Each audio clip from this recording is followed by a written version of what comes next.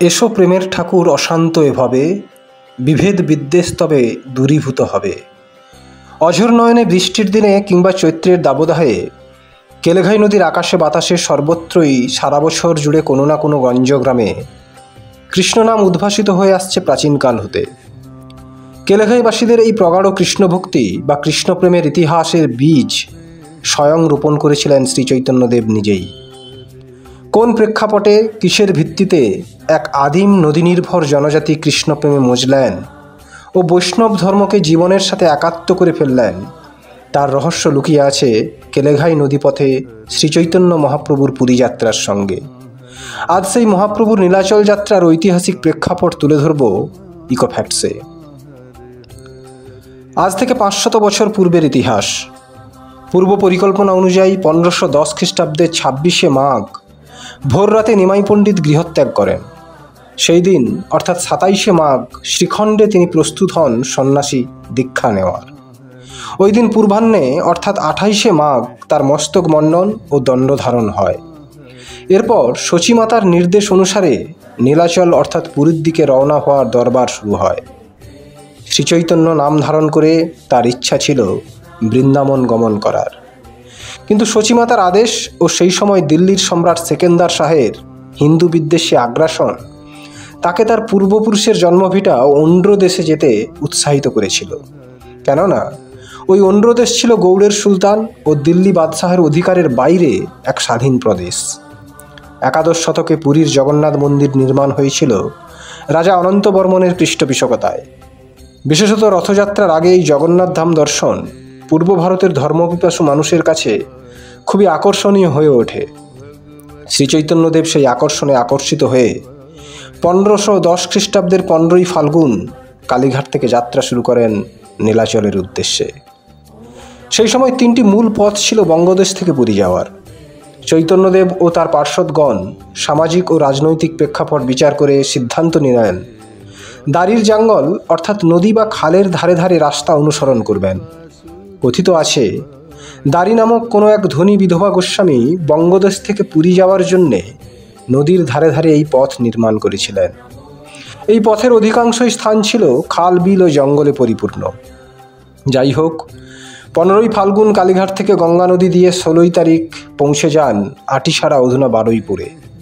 তারপর দিন অর্থাৎ 17ই ফাল্গুন ছত্রভোগ, জয়নগর, মাজিলপুর হয়ে নৌকাপথে গঙ্গা পেরিয়ে 18 তারিখ তিনি তমলুকে পৌঁছান।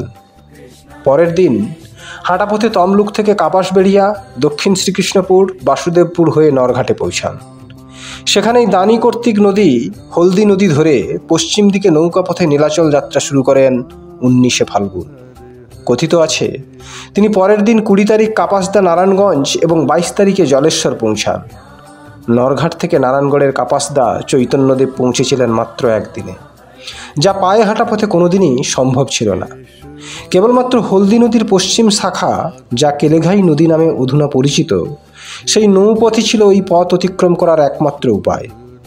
আঞ্চলিক লোককথায় কথিত আছে চৈতন্যদেব নৌকাপথে নরঘাট থেকে যাত্রা শুরু করার পর কেলেঘাই নদীর দক্ষিণ তীরবর্তী বুলাকিপুর মৌজায় পাণ্ডব ঘাট অধুনা পাথর ঘাটায় প্রাচীন শিব মন্দিরে বৈকালিক বিশ্রাম গ্রহণ করেন ও নিজ হস্তে শিবের পূজা তিনি দেন।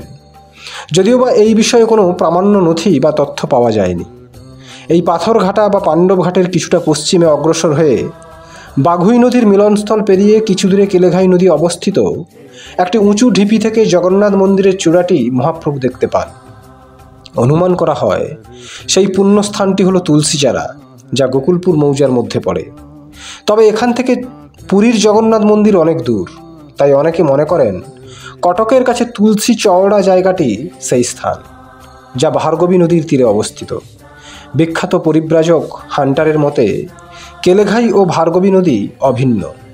সেই মোতাবেক অনুমান করা যায় কেলেঘাই নদীর উৎস তদানীন্তনকালে আরও পশ্চিমে বিস্তৃত ছিল। সে যাই হোক, এরপরে মহাপ্রভু কিছুটা স্থলপথে নারায়ণগড় গিয়েছিলেন।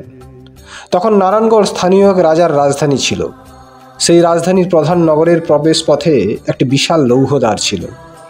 পুরী যেতে গেলে এই দ্বার পার হতে হতো। একে জমদুয়ার বা ব্রাহ্মণী দুয়ার বলা হতো। এর চারপাশে ছিল ঘন জঙ্গল ও হিংস্র পশুদের অবাধ বিচরণ ক্ষেত্র।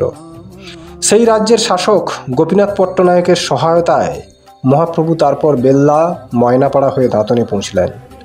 দাঁতন থেকে নদীপথে জলেশ্বর এবং জলেশ্বর থেকে রেমুনা ভদ্রক হয়ে তিনি সম্ভবত দোল পূর্ণিমার কিছুদিন আগে পুরী পৌঁছে গিয়েছিলেন। একইভাবে 1514 খ্রিস্টাব্দে অক্টোবর মাসে চৈতন্যদেব গৌড়ে ফিরেছিলেন এই একই পথ দিয়ে। তিনি হাঁটা পথে দাঁতন থেকে নারায়ণগড় পৌঁছান। নারায়ণগড় থেকে নৌকায় কেলেঘাই নদীপথে পিছলদা এলেন, সঙ্গে ছিলেন রামানন্দ। রামানন্দ আর সঙ্গ দিলেন না। এখানে মন্তেশ্বর নদীতে মহাপ্রভুকে তুলে দিলেন নৌকায়, সঙ্গে পাঠালেন এক তুর্কি ডিহিদারকে। কারণ ওই জলপথ ছিল জলদস্যুদের দ্বারা অত্যাচারিত। সেই সময় তিনি এই পথ ধরেই গৌড়ে এসেছিলেন এবং গৌড় থেকে পুনরায় নীলাচলে ফিরে গিয়েছিলেন।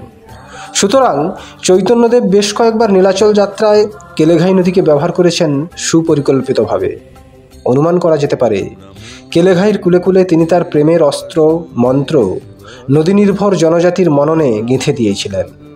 সেই কেলেঘাই নদীর ধারা ক্ষীণ হয়ে এলেও এখনও তার স্রোত প্রবাহ বহমান।